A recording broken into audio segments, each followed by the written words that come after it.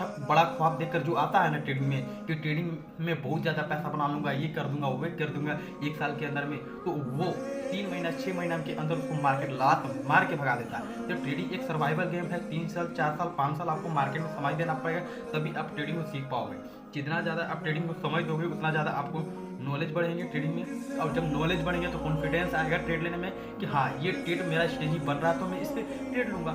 आपका डिसिप्लिन, एक स्ट्रेटजी, एक प्रॉपर मेजरमेंट, वही आपको सक्सेसफुल ट्रेडर बनाता है। क्योंकि लाइफ में कुछ आप इस चीज़ को कंट्रोल कर लोगे इमोशन को, तो आप सक्सेसफुल ट्रेडर बन जाओगे। भाई 90% लोग ट्रेडर के पास इमोशन के कंट्रोल ही नहीं है। वो अपने इमोशन के कंट्रोल इसलिए नहीं है जो कि वो सब अपनी डिसिप्लिन को फॉलो नहीं कर ही नहीं पाते। भाई 200 रुपये इंसान अपना लॉस नहीं देख सकता, उसको 4000 5000 लॉस हो जाए ना, वो बहुत, वो मान लेता है कि मेरा भाई ये ट्रेड मेरा गलत ही था। 200 रुपये में उसको पछतावा नहीं होता इंसान को, जितना बड़े झट्टे इंसान को उस मुकाम तक लेके जाता है। तो इंसान को छोटे मोटे लॉस से इंसान छोटे मोटे लेस लेना सीखो ट्रेडिंग में। छोटा मोटा लॉस लोगे तभी आप सक्सेसफुल ट्रेडर बनेगा। बड़ी बड़ी लॉस लोगे उसकी रिकवर करने के लिए आपको बहुत ज़्यादा स्ट्रगल करना पड़ेगा। आप मान लो कि अब 100% का कैपिटल को 50% कर दिए कैपिटल को, तो आपको रिकवर करने में बहुत ज़्यादा समय लगेगा। तो आप उसी भी ट्रेड में 5%, 10%, 20% तक का रिस्क लो, उससे ज़्यादा रिस्क मत लो।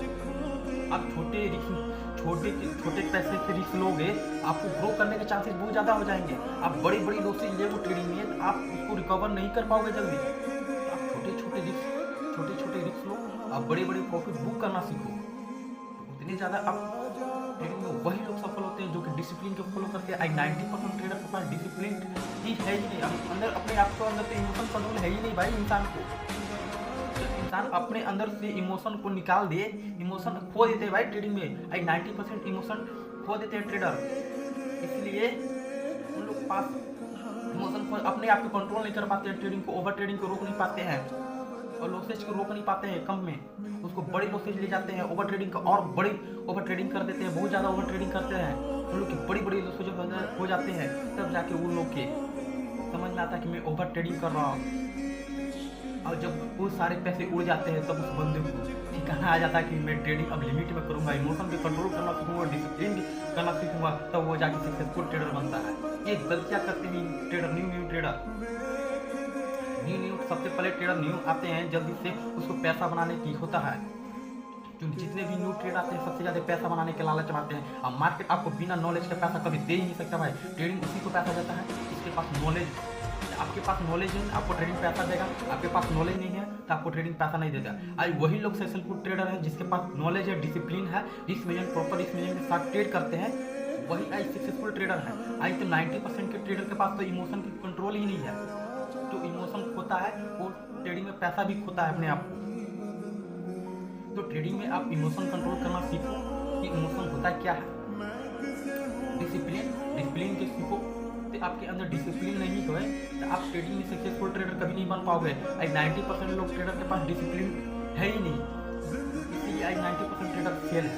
तो आप भी 10% में आओगे, आना चाहते हो तो आप डिसिप्लिन को फॉलो करो, रिस्क मैनेजमेंट को फॉलो करो, तभी आप 10% में आओगे।